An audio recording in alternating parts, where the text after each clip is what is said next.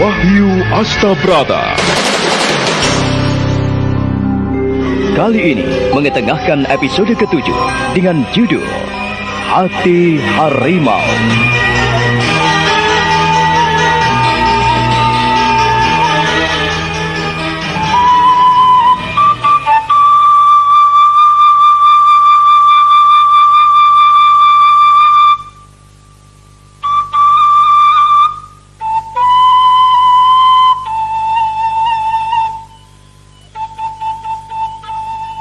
Pada petang itu, Roro Sunti tidak melepaskan Aji Sukmo ketika hendak mohon diri padanya.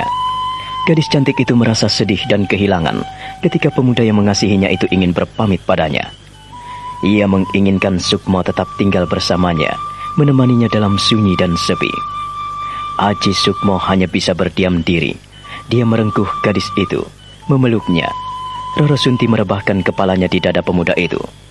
Dia merasa damai berada diam dalam dekapan kekasih hatinya.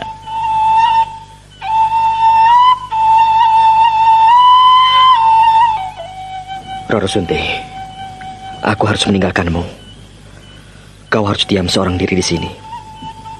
Percayalah padaku. Aku akan menjagamu. Kakak, kau jangan pergi dari sini, Kakak. Aku tidak mau tinggal sendirian di sini. Aku tidak mau kehilanganmu. Roro Sunti, kau tidak akan pernah kehilangan aku. Aku akan pulang. Kau sudah kuantarkan di rumah dengan selamat. Masih untung tidak ada ayahmu. Kalau ada ayahmu di sini, mungkin aku bisa celaka dan kita bisa merana. Kakang Sukmo mau pulang, meninggalkan Sunti sendiri di sini. Besok pagi kita bisa bertemu, Roro Sunti. Seperti biasa. Aku akan menantimu di Sendang Telon. Oh, Kakang. Kalau di Sendang Telon, tidak akan ada seorang pun yang mengganggu. Dan tak seorang pun yang tahu. Kakang, aku tidak ingin berpisah denganmu. Kita tidak akan berpisah, Roro Sunti. Kita akan tetap bersama. Istirahatlah. Katanya semalam kau suntuk, tidak bisa tidur, dan seharian kau menangis. Kau butuh istirahat. Besok pagi kita akan bertemu lagi. Ku nanti kau di Sendang Telon ya? Atau ku jemput kemari? Tidak, Kakang. Tidak usah kau jemput, tidak usah. Ku tinggalkan ya? Kakak. Iya, aku mengerti. Aku juga merasakan hal yang sama. Sama-sama perih, sama-sama sedih. Aku juga tidak ingin berpisah denganmu, Roro Sunti. Kau dengar itu? Tapi Kakang, kenyataannya kita belum bisa selalu bersama. Untuk saat ini, kita memang belum bisa bersama-sama, Roro Sunti. Karena kita belum terikat sebagai suami dan istri. Suatu ketika, jika Gusti Yang Maha Agung merestui hubungan kita, maka kita akan bersama-sama, melangkah, suka duka bersama. Kakak, hati-hati Kakak. Aji Sukmo mundur 2 tindak. Dia tersenyum pada kekasihnya. Roro Sunti pun tersenyum. Matanya berkaca-kaca. Begitu berat dia melepaskan Aji Sukmo dari dekapannya. Aji Sukmo mundur sebelum akhirnya berpaling ketika sampai di depan pintu. Roro Sunti berlari dan mengikuti Aji Sukmo yang melangkah cepat dalam kegelapan sebelum akhirnya lenyap di antara gerombolan pepohonan. Kakang Sukmo, kau begitu baik. Kakang, rasanya aku tidak ingin berpisah denganmu. Hatiku cerah kembali. Hatiku terang kembali apabila kau bersamaku. Kau seperti bulan di waktu malam. Kau bagaikan matahari di siang hari. Oh, Kakang, kaulah terang hatiku.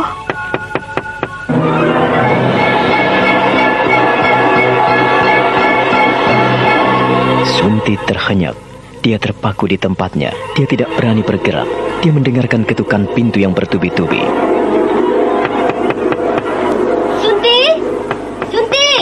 Ini aku, Siri. Roro Sunti, ini aku, sepupumu, Roro Semi. Bukan, Duk, bukan. Ini nenek. Bukalah, Duk. Jangan takut.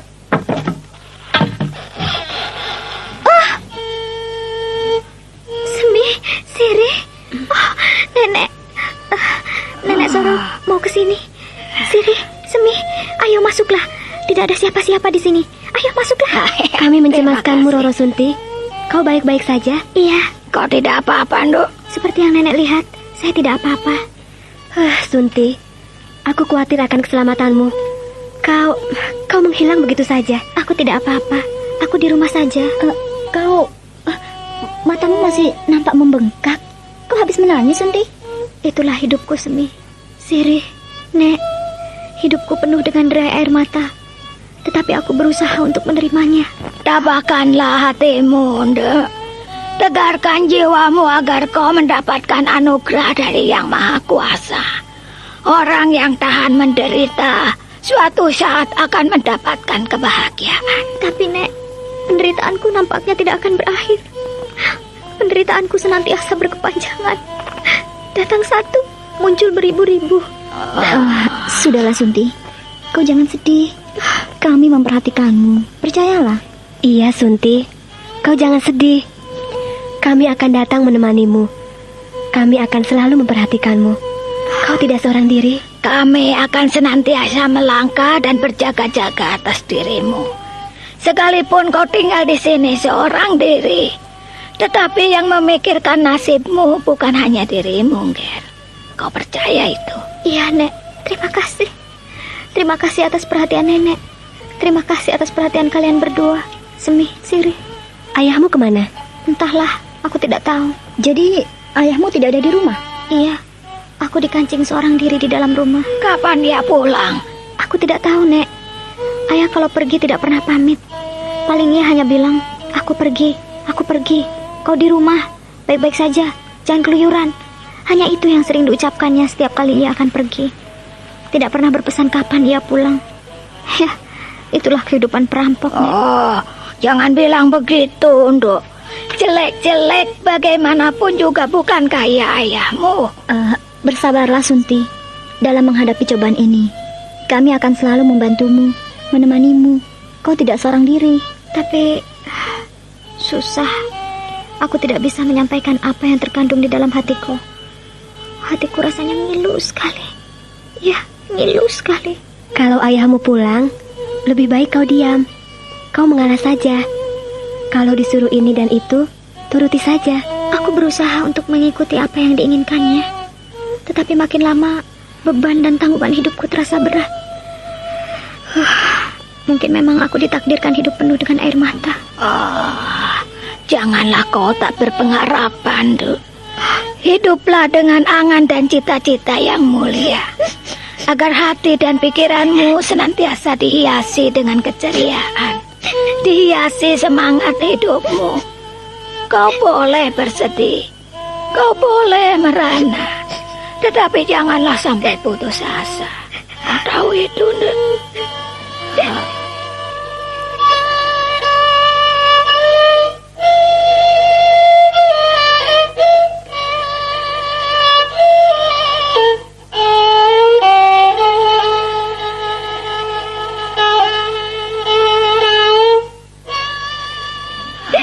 Sudahlah, jangan menangis ya.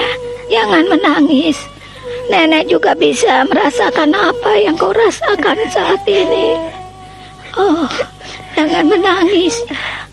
Sudahlah, jangan menangis, Sunti. Kan ada kami. Kau jangan sedih. Kami jadi ikut sedih. Sunti, kau jangan menangis. Kan ada kami. Kalau kau menangis, kamu jadi ikut sedih. Sudahlah, Sunti. Iya, Sunti. Aku tidak tahu, Semi, Sirih. Aku tidak mengerti, Nek. Beban ini terasa berat sekali. Berat sekali. Aku tidak tahu apa yang diinginkan ayah.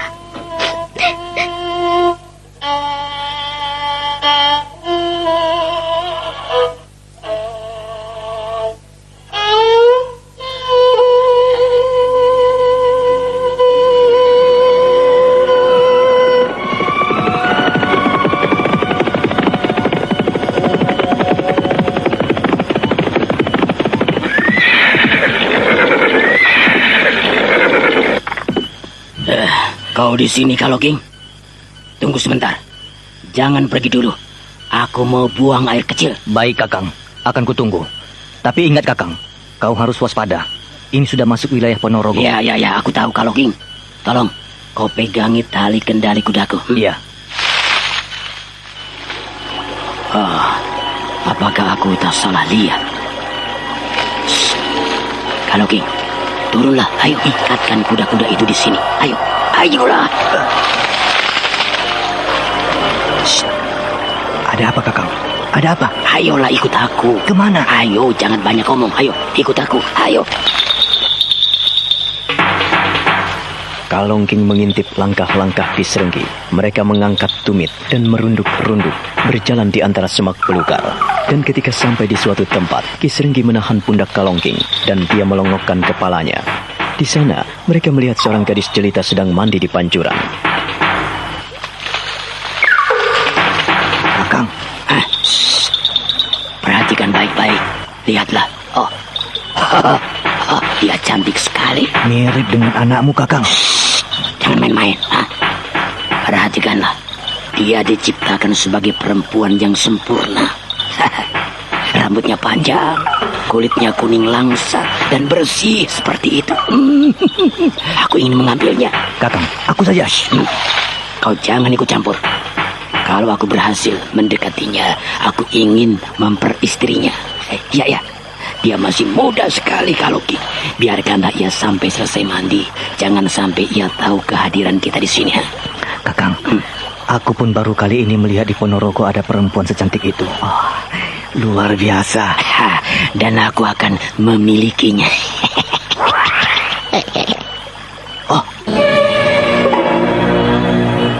Kalongking dan Kisrenggi terkejut sekali ketika mereka berkedip. Ternyata gadis cantik jelita yang sedang mandi di air pancuran itu tiba-tiba lenyap dari pandangan mereka. Mereka tidak tahu kemana lenyapnya gadis cantik yang sedang mandi itu. Kalongking dan Kisrenggi hanya bisa saling berpandangan sambil mengusap-usap kedua mata mereka. Mereka pun hanya melongo, memeriksa daerah sekitar tempat mereka berdiri.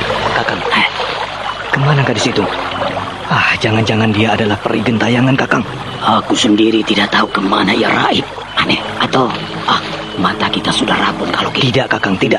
Aku percaya dia masih tetap ada di sini. Kalau dia kabur, paling bersembunyi di sekitar sini. Ia bisa menghilang. Demit mana yang keluyuran di sini? Kakang, kita cari. Ya. Kau ke sana, aku ke sini. Kau ke kanan pancuran, dan aku memutar ke kiri pancuran. Bagaimana? Baik, tapi periksa di balik batu-batu besar itu, Kakang. Jangan-jangan ia bersembunyi di sana. Iya, pokoknya kita cari secermat mungkin. Harus kita temukan perempuan itu.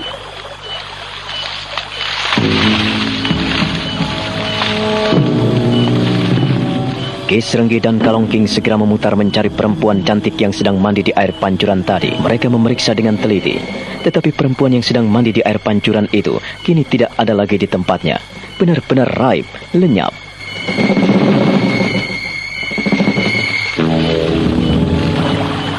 Kakang, dia pasti manusia lumrah. Lihatlah, lihat. Ini jelas telapak kakinya. Iya. Bebatuan itu masih basah oleh pijakan kakinya. Kemana ia pergi? Hati-hati, Kalongking. Kakang, naiklah kau ke sana.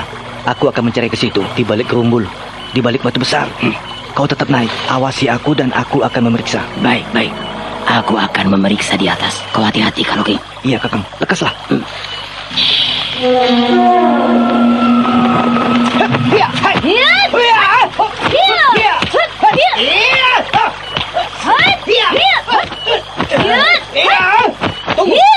Tunggu. Hentikan. Jangan lanjutkan perkelahian ini. Ayo, hentikan. Lelaki tidak tahu malu. Kurang ajar. Kau mengintip orang mandi.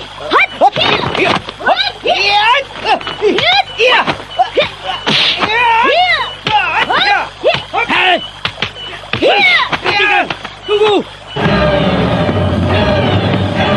Wulan pun menghentikan serangannya. Dia melesat ke dahan sebuah pohon. Sementara Kalongking hanya bisa melongo memandangnya. Kisrenggi mengerutkan dahinya.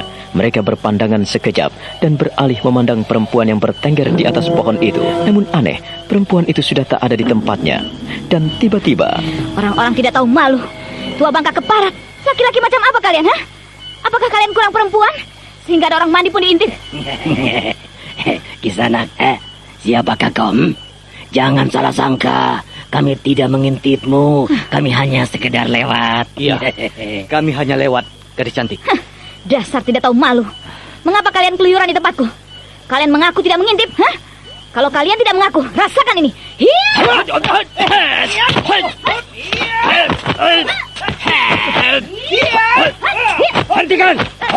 Hentikan!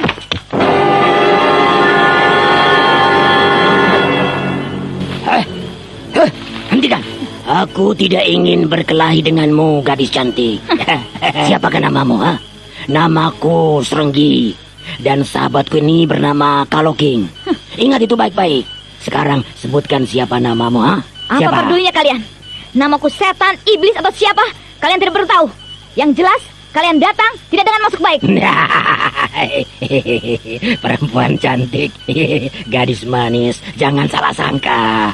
Kami datang hanya numpang lewat, tak ada maksud buruk. Kami sudah menyebutkan nama kami. Namaku Serenggi. Dan sahabatku ini bernama Kalongking. Nah, apa salahnya kita saling berkenalan? Nah, sekarang sebutkan namamu dan di mana tempat tinggalmu agar kami bisa singgah sebentar. Aku tidak punya nama. Dan aku pun tidak punya tempat tinggal. Tunggu dulu. Ku minta kalian jangan menghalangi langkahku. Aku bisa marah. Aku pun bisa marah. Aku telah memperkenalkan diri sebaik-baiknya. Tetapi mengapa kau pergi dan tidak mau menyebutkan namamu? Apa pedulimu? Mau diam, mau cerewet, atau mau apa? Itu terserah diriku. Kalau aku tidak mau menyebutkan namaku, apa urusannya denganmu? Perempuan muda, wajahmu cantik, tubuhmu pun semampai, dan kau nampak lemah lemut gemulai, tetapi ternyata hatimu kasar. Mau kasar, mau penuh tonjolan, mau halus, itu bukan urusanmu. Aku punya hak. Pergilah kau. Aku tidak sudi berkawan dengan kalian. Kau ternyata kasar, perempuan cantik, tak imbang dengan kecantikanmu. Tidak perlu berurusan denganku. Kalau kau tidak bisa aku perlakukan dengan halus, aku bisa melakukanmu dengan kasar, perempuan cantik. Kau kira aku takut dengan kalian, ha? Majulah kalian. Maju bareng-bareng. Dan aku akan membabat dengan pedang ini. Mampuslah kalian semua. Wulan betul-betul mengamuk. Pedangnya yang sangat tajam dia sabetkan ke kanan dan ke kiri. Kalau Kalongking tidak menghindar, maka batang lehernya akan putus oleh babatan pedangnya. Sabetan pedang Wulan nyasar pada sebuah pohon, hingga pohon sebesar paha orang dewasa itu pun roboh berantakan.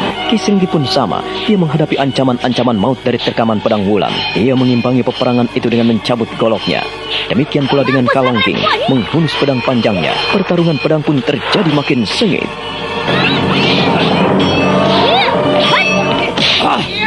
Wah, perempuan cantik, jangan bermain-main dengan senjata tajam, karena aku masih sayang padamu. Iya, kami sayang dengan tubuhmu yang mulus itu, perempuan muda. Jangan sampai kami menyembelihmu. Jangan banyak ngomong, kalian hanya besar mulut. Tidak tahu malu. Aku akan memberikan pelajaran yang berarti pada kalian. Wah, kurang ajar.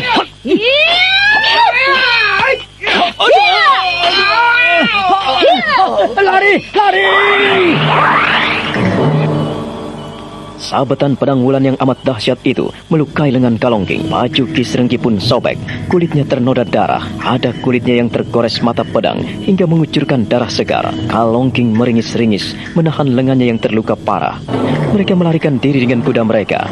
Wulan hanya tersenyum, berdiri dan bertolak pinggang di atas batu besar. Sekecil itu nyali kalian, baru begitu saja takut. Wulan tidak akan pernah membiarkan penjahat. Wulan tidak akan membiarkan angkara murka. Kalian belum tahu siapa Wulan, Kakang. Aduh, Kakang, bagaimana ini? Ayo, turunlah. Aku harus mengikat lukamu. Lenganmu parah ini. Aku bisa banyak kehabisan darah, Kakang. Ya, sudah. Aduh, perih sekali, Kakang. Biarlah aku ikat lenganmu dengan ikat pinggangmu. Kakang, aduh. Ya. Ki Serenggi dengan gesit mengikat pangkal lengan Kalongking, di mana lengan Kalongking dagingnya mengelupas oleh sabetan tajam pedang Wulan. Setelah mengikat lengan Kalongking, Ki Serenggi memeriksa bagian perutnya yang tergores oleh pedang pula. Kurang ajar, dia memiliki kekuatan luar biasa. Aku yakin dia bukan perempuan sembarangan. Dia itu iblis, Kakang. Mana ada manusia bisa melakukan gerakan secepat itu? Aku sedikit pun tidak melihat kelebatan pedangnya. Dia mampu bergerak cepat seperti angin. Kalau tidak demikian, kita tidak mungkin lari dari hadapannya. Dia perempuan yang berbahaya sekali. Lenganku bisa putus kalau aku tidak menghindar. Perutku pun bisa brodol kalau aku tidak melesat. Siapa sebetulnya perempuan cantik itu? Dia seperti siluman, seperti perempuan iblis. Dia bukan hanya seperti iblis, tetapi ia benar-benar iblis. Mana ada orang melakukan gerakan secepat itu? Dia bisa menghilang lalu muncul begitu saja di dekat kita. Pelajaran yang sangat berarti, Kakang. Aku tidak menduga mendapat lawan yang tangguh seperti dia. Tapi kita tidak boleh menyerah begitu saja. Kita harus selidiki perempuan itu. Kakang, aku tidak mau bunuh diri. Pelajaran ini sudah cukup untuk kita. Kita jangan main-main, Kakang. Tidak, kita harus tahu siapa perempuan itu. Kakang, tanganku mau putus. Aku tidak mau menyerahkan nyawaku padanya. Aku akan mencari tahu siapa perempuan itu. Kalau kau tidak mau, aku akan menghadapinya sendiri. Kakang, kau harus dengarkan aku, Kalongking. Kalau kau hanya menyerah begitu saja, di mana nyalimu sebagai laki-laki, yaitu perempuan-perempuan? Tapi Kakang, sudah diam. Ki Srenggi melotot, tangannya menggantung di udara karena hendak menampar Kalongking. Tapi Kalongking tetap diam dan pasrah karena ia tidak mau melawan sahabatnya yang memiliki sifat kurang sabar dan perangasan itu. Kalongking mengikuti apa yang diinginkan Ki Srenggi. Dia diam, tak mau membalas tatapan Ki Srenggi yang berapi-api.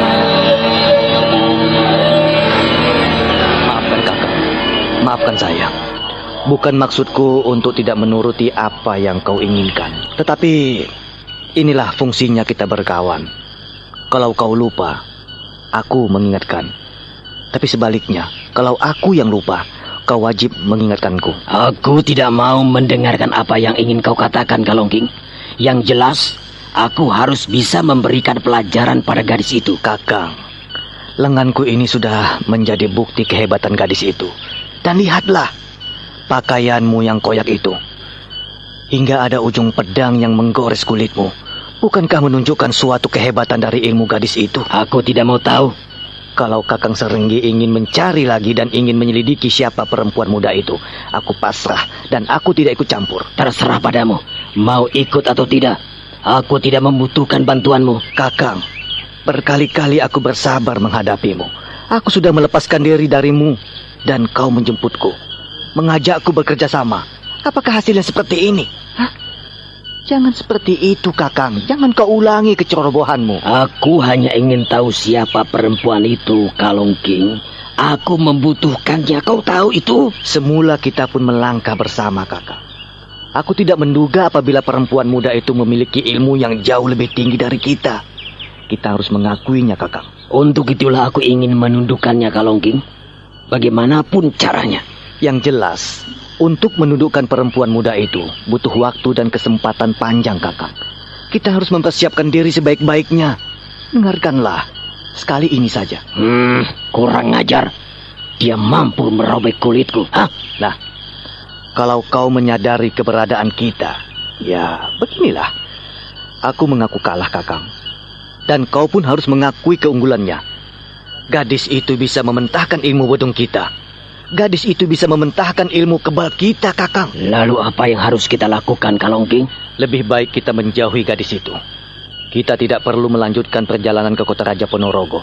Aku yakin ia punya pengaruh di sana. Kau tahu itu? Atau kau sudah pernah mengenal orang itu? Kakang, aku mencoba menimba dari pengalaman. Ingatlah, Kakang, mengapa aku gagal menentang Aji Sukmo? Dan aku pun tidak mampu menyentuh kulitnya. Ingat itu, Kakang. Ini pengalamanku yang pertama. Dan kedua gadis ini, aku melihat hal-hal yang serupa. Gerakan-gerakan gadis itu mirip sekali dengan gerakan-gerakan Aji Sukmo. Nah, bagaimana kalau kita kembali saja ke Teratak? Kita selidiki pemuda itu dan kita pelajari bagaimana ia memiliki gerakan-gerakan maut itu. Nampaknya pemuda itu lebih jinak dibandingkan dengan gadis liar itu. Pendapatmu masuk akal juga, Kalongking. Untuk itu, Kakang, kita lebih baik segera kembali. Kita kembali ke Teratak. Atau setidak-tidaknya di Paloh Jati di rumahku. Bagus. Baik, aku terima usulmu. Ayo, kita harus pergi dari sini. Kakang, ada apa lagi? Aku belum kuat untuk melanjutkan perjalanan. Lenganku makin pegal, Kakang. Dan tubuhku terasa nyeri sekali. Aku terlalu banyak mengeluarkan darah. Kau ini benar-benar cengeng. Bukannya begitu, Kakang. Masih banyak waktu. Kita harus pelan-pelan kalau ingin mendapatkan sesuatu yang baik. Beberapa saat lamanya, Ki Srenggi memperhatikan kawannya. Kalongking hanya berdiam diri. Wajahnya nampak pucat. Tubuhnya pun gemetaran. Akhirnya, petang itu mereka menginap di dalam hutan, di sisi tebing terjal yang ada pereng-pereng seperti gua. Sementara itu di Teratak, Aji Sukmo berada di gubuk Nyai Sorok. Malam itu, mereka duduk bersila dan berhadap-hadapan di lantai gubuk.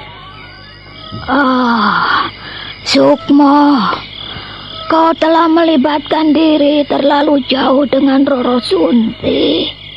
Tanggung jawabmu semakin besar, Ger. Aku akan selalu waspada, Nek. Masalahnya bukan waspada atau apa, Ger. Kalau sampai hubungan kalian diketahui Ki Srenggi, apa yang akan terjadi? Kita akan menanggungnya, Nek. Nenek mau ada di pihakku.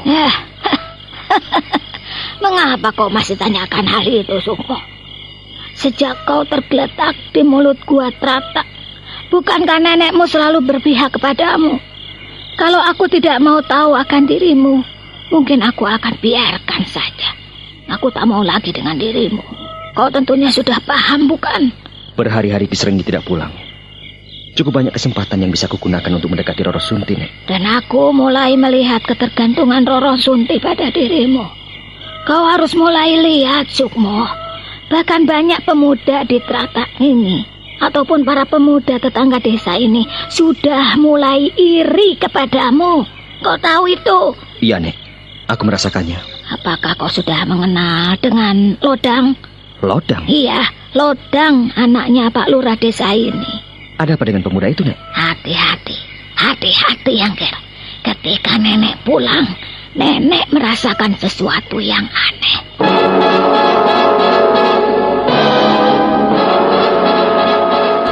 Hei, siapa di situ? Keluar dari pelukan. Kalau tidak, aku akan memukulmu dan aku akan menghancurkanmu. Kau tahu siapa Nyai Sorok? Aku masih bisa memberikan pelajaran pada orang-orang yang suka bikin keonaran. Hei, jangan lari.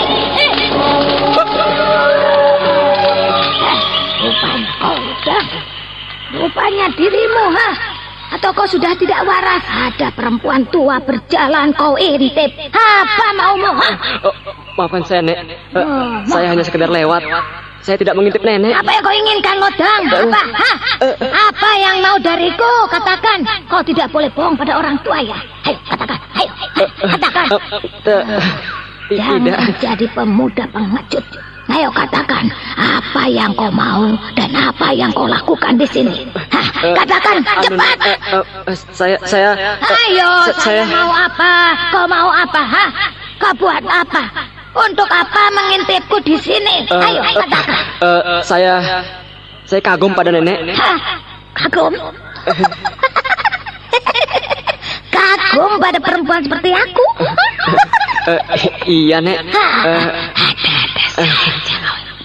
Nenek, kenapa nenek berani memasuki rumah Ki Srenggi? Itu bukan urusan. Kalau kau pemuda yang berani, masuklah ke sana. Kalau kau menginginkan anaknya, datanglah ke sana. Jangan penakut seperti itu. Hanya mengintip dari jauh saja. Kalau suka pada perempuan, ya datang ke rumahnya. Anaknya Pak Lurah yang tidak tahu diri. Sudah, sana pergi. Iya, Nek. Cepat sana pergi. Iya. Lalu apa hubungannya, Nek? Apa hubungannya diriku dengan pemuda itu? Kau pun harus tahu, Sukmo. Pemuda itu jelas menginginkan Roro Sunti. Tetapi dia tidak berani datang ke rumahnya Ki Srenggi. Dan ia selalu mengintai dari kejauhan. Ini, kau harus jaga-jaga. Jangan sampai terjebak. Mereka biasanya bisa bertindak ngawur dan nekat tanpa mau melihat siapa diri mereka. Ingat dan catat baik-baik apa yang kukatakan padamu, Ger. Iya, Nek. Aku akan berusaha. Tetapi apa yang diinginkan Lodang? Tak ada yang menghalang-halanginya seandainya ia ingin berkenalan dan bergaul dengan Roro Sunti. Justru itulah nenek bicara kepadamu. Agar kau waspada. Agar tidak terjadi kesalahpahaman di antara dirimu dan mereka. Kalau macam Lodang itu punya komplotan dan suka mengacau. Bukankah ia anak Pak Lurah? Seharusnya ia menjadi contoh, Nek. Ya, itulah yang diharapkan banyak orang. Tetapi kalau ia hanya bisa berbuat sebagai pengacau, siapa yang bisa menghalang-halangi? Sudahlah, hanya itu yang bisa nenek pesankan kepadamu. Jangan sampai kau menghadapi masalah besar. Sukmo tetap bersila. Ia diam, merenungkan apa yang telah ia dengarkan dari Nyai Sorok.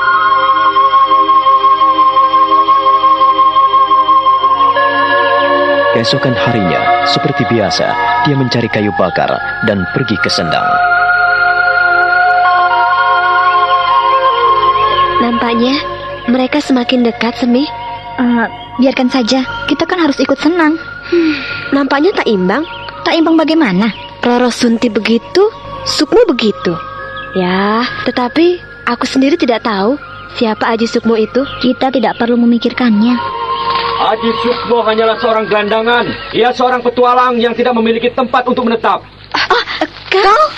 Katakanlah pada Sunti bahwa aku hanyalah seorang gelandangan yang tidak punya tempat yang menetap. Kau pun harus tahu, Siri, Semi. Ya, itulah aku. Atau kalian tidak setuju apabila aku dekat dengan Roro Sunti? Kau jangan sakit hati, Sukmo. Kami kan ingin tahu siapa dirimu. Iya, kami juga ingin tahu siapa dirimu. Apakah salah kami membicarakan dirimu? Seharusnya kau kan bangga menjadi bahan pembicaraan para gadis di teratak ini. Bahkan para gadis di tetangga sebelah juga tahu siapa dirimu. Terima kasih kalau begitu. Kumohon kalian simpan baik-baik. Kalau aku ada di sini, kalian tidak boleh bicara pada siapa-siapa. Kalau aku ada di sini, kalian mengerti? Kenapa tertawa? Adakah yang lucu? Ada yang lucu. Sukmo tidak mengerti mengapa Roro Semi dan Sirih tertawa cekikikan setelah dia menghampiri mereka. Sukmo menjadi bengong seperti orang bego. Sebaliknya Roro Semi dan Sirih seolah-olah tak mau tahu dan mereka hanya tertawa-tawa makin panjang. Sukmo semakin kesal dibuatnya. Dia hanya bisa menggeleng-gelengkan kepala. Berganti-ganti dia memandang Roro Semi dan Sirih. Ayo kita goda dia. Ayo kita ciprati dengan air.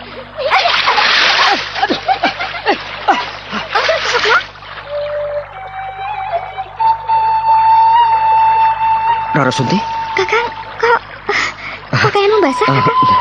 Kawan-kawanmu nakal sekali, Roro Sunti. Maaf, aku tidak tahu bila kau ada di belakangku. Ternyata mereka mentertawakan aku karena kau ada di sini. Kau nakal, Sunti. Kakang, kau mau kemana? Sunti, aku tak mungkin menungguimu bekerja di sini. Aku tinggal ya. Dan jangan lupa, nanti sore kau kutunggu di Sendang Telon. Iya, Kakang. Kalau begitu, aku pergi dulu. Hati-hati, Kakang. Semi, Siri, aku pergi dulu. Aduh, kalau sudah ketemu, terus pergi ya? Lupa pada kita-kita? Sukmo sombong ya. Kalau sudah ketemu Roro Sunti, ia lupa pada aku, lupa pada Siri. Iya. Aduh. Maaf, Semi, Siri, aku ada perlu. Maaf, aku pergi dulu.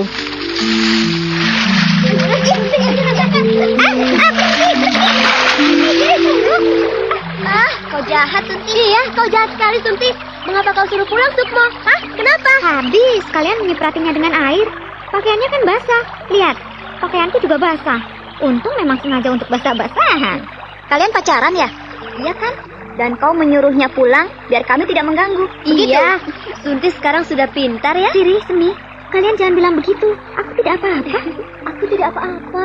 Kan sudah ditemani. Tiap hari aku bersamanya. Iya, aku selalu bersamanya. Aku tidak takut lagi. Kalau kalian meledekku terus, ya sudah. Aku tidak akan berkawan dengan Sukmo lagi.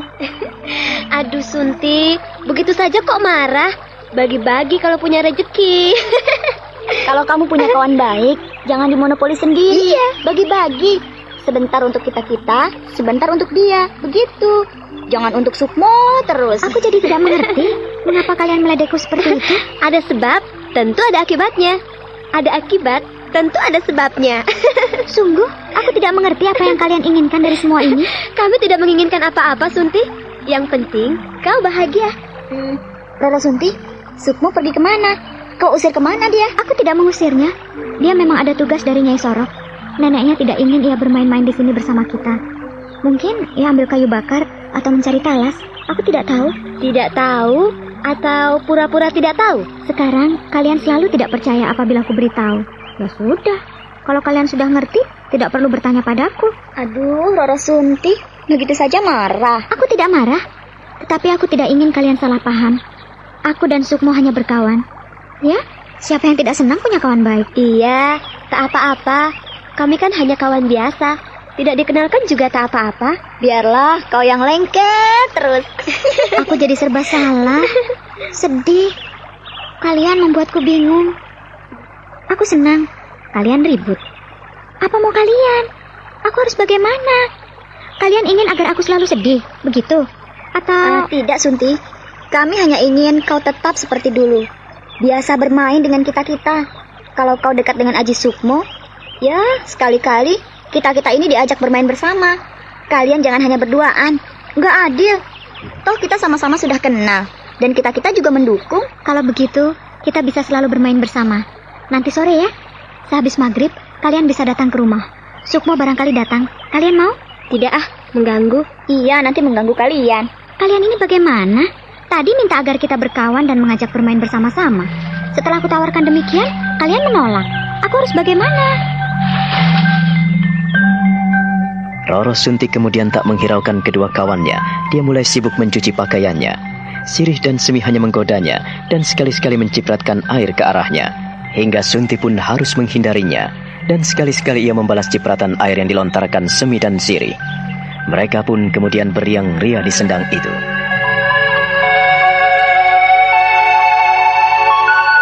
Sementara itu, Sukmo ada di hutan Teratap, mengumpulkan kayu-kayu bakar. Dia sibuk sekali mengumpulkan ranting-ranting kering yang berserakan, yang telah jatuh di tiup angin. Setelah mendapat seikat besar, dia pun berteduh sambil memperhatikan burung-burung yang berloncatan di dahan-dahan kecil. Kalian tinggal makan buah-buahan yang ada di pohon besar itu. Kalian tanpa menabur, tanpa menuai, bahkan tak menyimpan makanan dalam lumbung. Tetapi kalian bisa hidup tenang dan tentram. Atau kalian juga pernah sedih, merana, dan merasa seorang diri? Ya, aku tidak tahu kawan-kawanku yang kecil. Kadang-kadang aku iri pada kalian. Bagaimana hidup senantiasa senang dan gembira tanpa memperdulikan sedih dan tanpa memikirkan apa yang ada di depan kita. Aku iri sekali. Seringkali aku merasa sepi, sunyi, dan menyayat hatiku. Kau tidak akan kesepian lagi, Sukmo.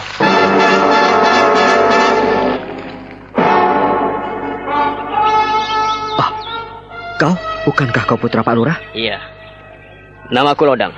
Barangkali kau sudah mendengar siapa aku. Iya. Aku mendengar namamu, dan aku pun sering melihatmu. Bukankah kau yang pernah mengintip nenek Sorot? Hei, apa kau bilang? Aku mengintip nenekmu? Iya. Untuk apa aku mengintip nenekmu? Sukmo, dengarkan aku. Aku peringatkan. Jangan sekali-sekali kau dekati Roro Sunti. Apa? Kau melarangku mendekati Roro Sunti? Iya. Aku peringatkan kepadamu agar kau tidak mendekatinya. Aku lihat beberapa hari terakhir ini kau selalu datang ke rumahnya dan pulang sampai larut malam. Apa hubungannya? Dan apa maksudmu melarangku? Aku bisa melakukan apa saja yang kuinginkan. Kau bukan apa-apanya. Atau kau masih saudaranya? Sukmo, kau jangan sombong. Aku memperingatkan kepadamu. Jangan sekali-sekali kau dekati lagi gadis itu. Kalau kau tidak ingin celaka. Oh, kau mengancamku? Aku tidak mengancammu. Tapi jangan menyesal apabila kau nekat berhubungan dengan gadis itu. Dengarkanlah baik-baik. Kami sudah dijodohkan. Dan kau, jangan mengganggu hubungan kami. Tapi Roro Sunti tidak pernah bercerita tentangmu. Aku sudah sampaikan hal ini kepadamu, Sukmo. Dia barangkali tidak berani menyampaikannya kepadamu. Tetapi ketahuilah, aku tunangannya Roro Sunti. Kau jangan ganggu dia. Aku dengar, kau selalu menyukai gadis-gadis cantik. Dan kau ingin menguasainya. Lucu sekali. Kita bisa bersaing bebas, Lodang. Mana yang disukai Roro Sunti dan mana yang tidak. Kita bersaing sehat. Sukmo, kau di sini adalah tamu. Dan wilayah ini termasuk kekuasaan ayahku. Kau jangan main-main. Kalau kau tidak mendengarkan peringatanku, kamu jangan menyesal di kemudian hari. Oh, kau tidak berhak melarangku. Aku punya kebebasan. Aku punya hak. Demikian pula denganmu. Aku tidak takut dengan ancamanmu. Kau sok jago. Tetapi Lodang tidak akan membiarkanmu ugal-ugalan di desa ini. Hei, tunggu. Teruskan saja permainanmu. Jangan menyesal apabila nanti kepalamu buntung. Aneh. Aneh sekali. Aku tidak pernah bicara dengannya. Jadi itukah sebabnya ia sering mengintip? Ia juga pernah mengintip nenek. Apa pula yang diinginkan? Benar dia tunangan Roro Sunti? Apa pula ini? Aku harus tahu persis dari mulut Roro Sunti.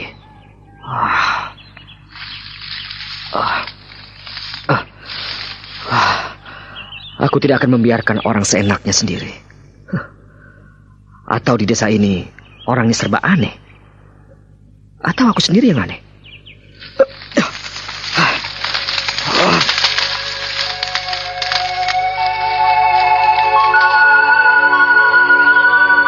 Sukmo buru-buru membawa kayunya pulang ke gubuk Nyai Sorok.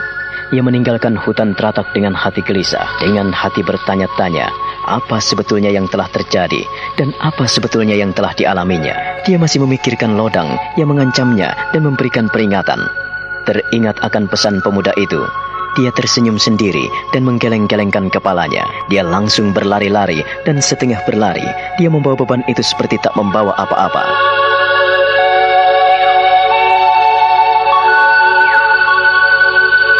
Selama di sini aku menemukan orang-orang yang aneh. Nyai Sorok termasuk aneh. Roro Sunti, Ki Srenggi, Lodang, Pak Lurah. Ya, semuanya terasa aneh. Atau aku sendiri? Ya, aku sendiri yang tak tahu harus bagaimana. Alam teratak ini selalu tak bersahabat sejak aku kecil. Masih tetap seperti ini. Menyimpan misteri, menyimpan rahasia yang ingin kusibak. Melamun lagi. Nek, dari mana saja, Nek? Aku tadi mencarimu. Dari Sendang, mencari ikan. Lihat ini. Ikan lele. Pintar sekali kau mendapatkannya, Nek. Tak ada yang sulit bagi Nyai Sorok. Ayo, mana kayunya? Sana nyalakan apinya di dapur dan kita panggang. Tentu kau sudah lapar, Sukmo. Nenek tahu saja. Perutku memang sudah lapar, Nek. 4 ekor lele besar-besar ini cukup untuk makan kita hari ini. Nanti sore bisa kita gunakan untuk lauk talas bakar. Dari mana Nenek peroleh itu, Nek? Dari Sendang Tengah. Dari Sendang Tengah? Iya. Tak seorang pun yang berani mengambil ikan di Sendang itu, kecuali nenekmu. Mereka merasa bahwa ikan-ikan itu adalah penunggu Sendang dan tidak bisa dimakan. Dengan ketakutan, mereka justru menguntungkan buat kita. Kita tidak perlu jauh-jauh mencari ikan. Maksud Nenek, ikan kutukan? Tidak. Di sini tidak ada ikan kutukan. Memang ada seekor ikan lele yang dikeramatkan. Tapi itu bukan kutukan, yaitu seekor lele putih berduri. Apa, Nek? Lele putih berduri? Iya, lele putih berduri di Sendang Tengah itu. Tak boleh disentuhnya. Tapi bagi nenekmu tidak apa-apa. Sebab nenekmu sudah dikenal baik oleh Danyang desa Teratak ini. Kau jangan takut. Ayo, sudahlah. Kita nyalakan api dan kita panggang berdua.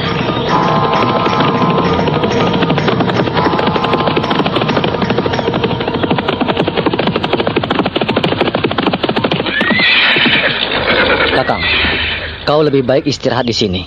Untuk menghilangkan jejak dan setidak-tidaknya kau bisa membantuku untuk membalut serta mengembalikan kesembuhan ini. Kalongking, aku harus kembali. Sudah berhari-hari ku tinggal anakku seorang diri. Aku khawatir terjadi sesuatu padanya. Dan kau mau kembali ke sini lagi, Kakang? Aku tidak tahu. Lihat keadaan nanti.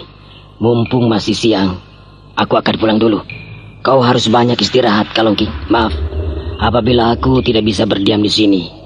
Kalau memang nanti sore ada waktu luang, aku akan kemari. Dan ingat pesanku, kita akan buat perhitungan dengan gadis di pancuran itu. Iya, Kakang. Tapi Kakang... Sudahlah.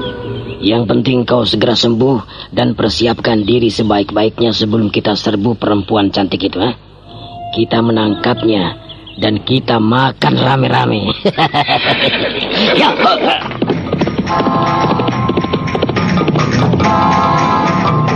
Ki Srenggi segera menghela kudanya dan melarikannya dengan kencang.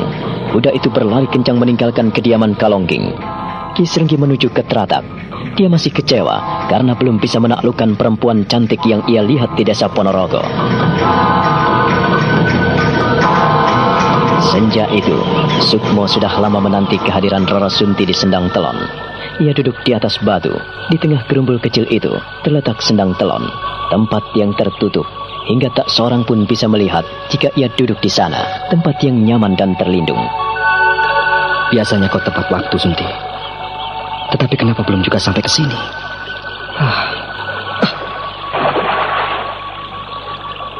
Air yang tenang. Kalau kulempar dengan sebuah batu, maka timbullah gelombang. Dari satu gelombang kecil lalu membesar, hingga akhirnya lenyap di tepinya. Kalau kulemparkan lagi, demikian seterusnya. Masalah hidup manusia muncul seperti gelombang yang diciptakan oleh batu yang jatuh ke air. Astaga, kau Sunti, nampaknya kau senang ya kalau aku jantungan, hah? Aku lama menantimu. Maafkan aku, Kakang, karena aku harus membereskan pakaianku dan aku harus membersihkan semua halaman. Sirih dan Semi seharian ada di rumah. Setelah mereka mencuci, mereka mampir dan main bersamaku. Dan mereka juga makin usil. Mereka merasa memiliki kita, Kakang. Jadi sudah wajar kalau mereka ingin dekat dengan kita. Mengapa kau tidak ajak mereka? Katanya, kau ingin hanya kita berdua di sini. Tidak ada orang yang tahu. Mereka tidak boleh mengerti kalau kita selalu bertemu di sini. Jika kita bertemu di Bukit Pucang Pendowo, maka semua orang akan segera tahu. Tetapi kalau di sini, mungkin hanya Nenek Sorok yang mengerti. Mengapa kau diam saja, Kakang? Tidak biasanya kau seperti ini. Kakang, kau biasanya membelai rambutku? Dekatlah ke sini. Kau biasanya memelukku, Kakang? Kau biasanya mencium keningku? Kakang, Roro Sunti. peluklah aku erat-erat, Kakang. Aku ingin aman dalam pelukanmu. Roro Sunti. Kakang, Roro Sunti. peluklah aku erat-erat. Ada apa, Sunti? Ada apa? Aku tidak ingin berpisah denganmu, Kakang. Aku ingin bersamamu. Aku tidak pergi kemana-mana, Sunti. Aku selalu di sini menemanimu, bersamamu. Kau ini bicara apa? Entahlah, Kakang. Hatiku tidak menentu. Aku ingin kau peluk. Aku ingin kau cumbui, Kakang. Aku ingin selalu bersamamu dan selalu dekat. Dekat denganmu, Kakang. Sunti, aku pun sama. Aku pun ingin selalu bersamamu. Ya, aku tak ingin berpisah denganmu. Kita tidak akan pernah berpisah. Kau percaya itu, Roro Sunti?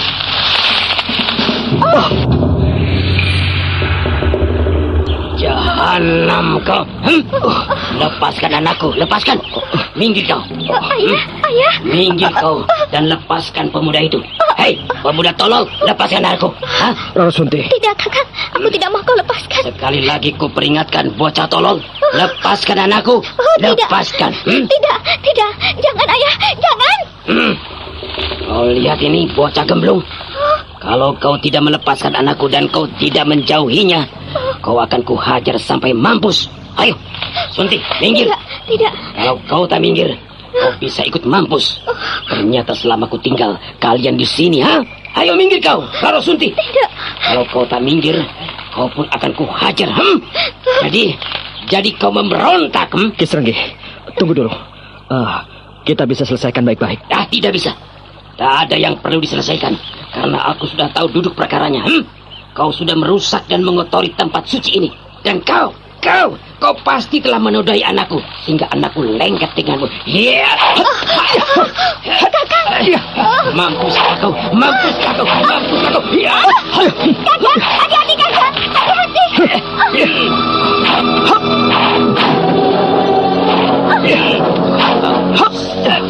Bagus. Kalau kau bisa menghindari sabetan-sabetanku, kau telah menantangku, Aji Sukmo. Ki Srenggi, tolong kita selesaikan dengan baik.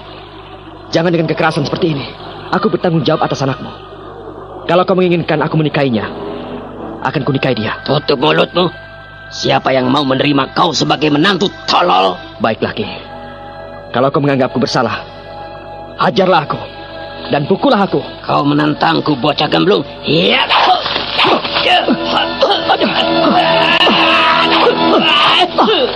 Kali Aji Sukmo tidak menghindar saat Ki Srenggih kembali menggebukinya dengan sebatang kayu sebesar lengan orang dewasa. Ki Srenggih sampai kecapean ketika memukulinya. Bahkan kayu yang digunakan untuk memukulnya pun hancur berkeping-keping. Ki Srenggih terbelalak dan mundur sejenak. Ia kembali meraih sebatang kayu sebesar lengannya sendiri dan kembali menghampiri Sukmo, lalu menghajarnya lagi. Nah, apa yang akan terjadi kemudian pada Sukmo? Saudara pendengar, silahkan menunggu seri berikutnya dalam serial Wahyu Astabrata ini. Sampai jumpa.